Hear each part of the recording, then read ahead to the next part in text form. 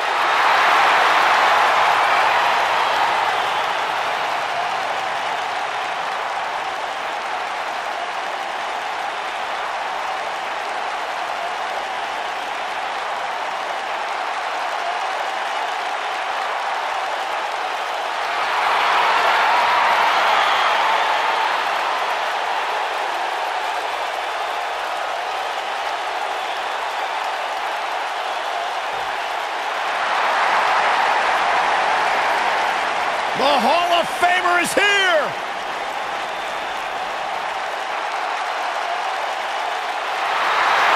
And his opponent, from Toronto, Ontario, Canada, weighing in at 249 pounds, the Rated R Superstar, Edge!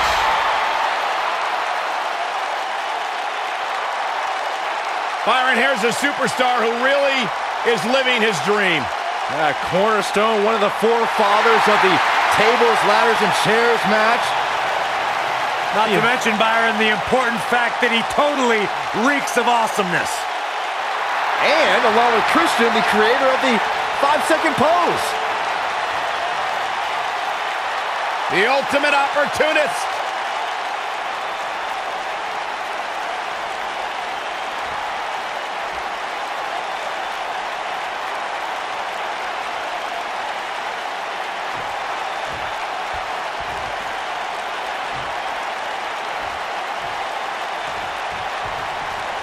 And here we go with what will undoubtedly be a thrilling steel cage match.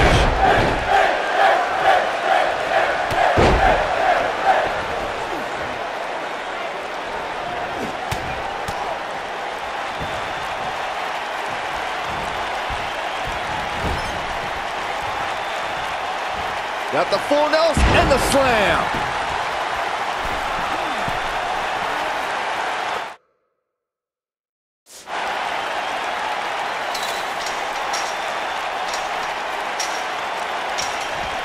Nasty impact. This might be it. Oh, my. Ooh, what impact. Nailed it.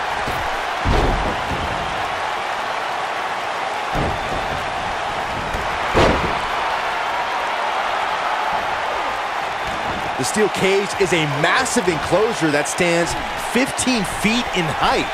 For almost 35 years, a select group of high flyers have taken their aerial assaults to greater heights. And when I say that, I mean superstars climb to the top of the steel cage, the real high-rent district, and dive off onto their opponent. And that all started with one man in October of 1983, Jimmy Superfly Snuka. To your point earlier, Byron, we've definitely seen some unbelievable attacks launched from the top of the steel cage. And you mentioned the most iconic, the steel cage match for the Intercontinental Championship that saw Jimmy Superfly Snuka clash against bitter rival, the magnificent Morocco. There's no denying that Superfly set the bar. You look over the years to people like Jeff and Matt Hardy, Eddie Guerrero, Kurt Angle, and Chris Jericho. They continued to push the envelope and executed unbelievable attacks from the top of the cage. And watch Rikishi take cover here. Edge gets the shoulder up. Too early for that. Guys, charismatic is a term that oftentimes gets thrown around when describing superstars. And Corey, tell me, where does Finn Balor rank on the charisma scale? Well, first things first, Cole. Charisma doesn't win fights. Fists do. So remember that. Secondly, Finn Balor is among the most charismatic superstars around. Period. Oh! Things not looking great for Finn Balor. Speaking more on charisma, I'd agree with Corey's assessment of Balor. Simply put, he always has the audience hanging on his every movement. Well, and that goes double when he competes as the Demon. I mean, I've never seen an entire arena mimic a superstar's entrance, but that happens with Balor every time.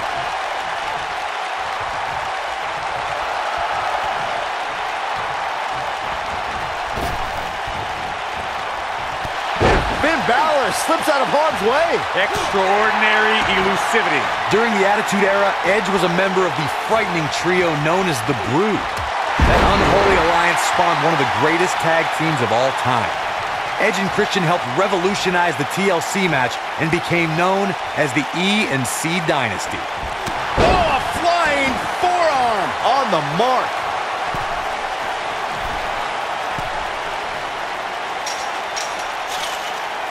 Edge became a master at forming championship teams with various partners. Things took a different turn when he became the Rated R superstar and had epic rivalries with Ric Flair, DX, John Cena, and The Undertaker. As a Rated R superstar, Edge cemented his legacy as an all-time great in sports entertainment. Over the course of his career, Edge won an amazing 31 championships between singles and tag team competition.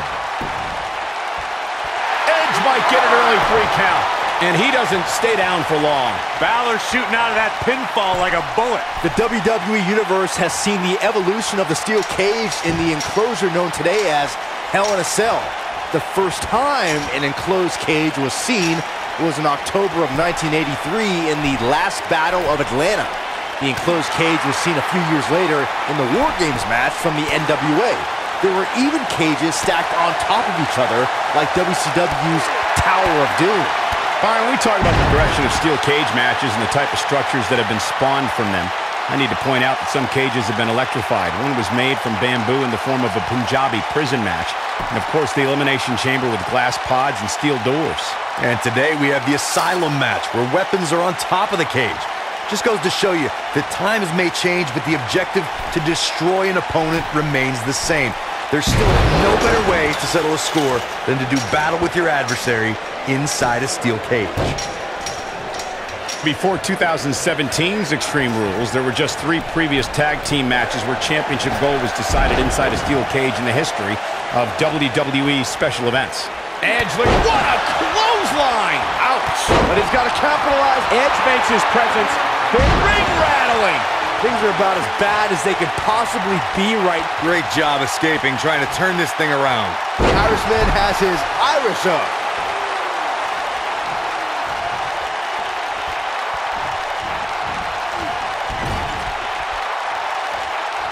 He's not going to go quietly. No superstar worth his salt ever does. He's making a statement here with this attack. Uh-oh, the Impaler! Wow, I'm just as surprised as you guys are. That'll likely do it, Michael.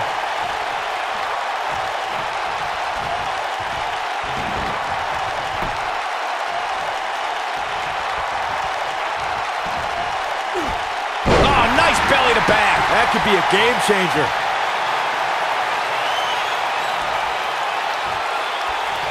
Spear!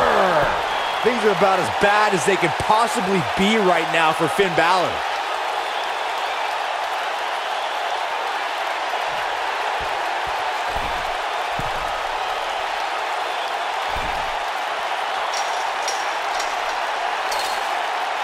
Taking on any more damage here could very well mean the beginning of the end.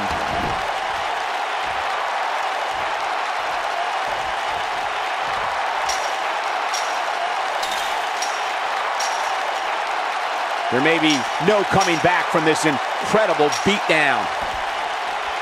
Edge wins.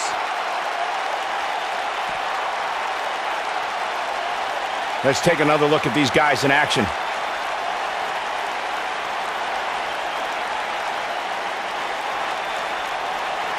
Highlight for one superstar, low light for another.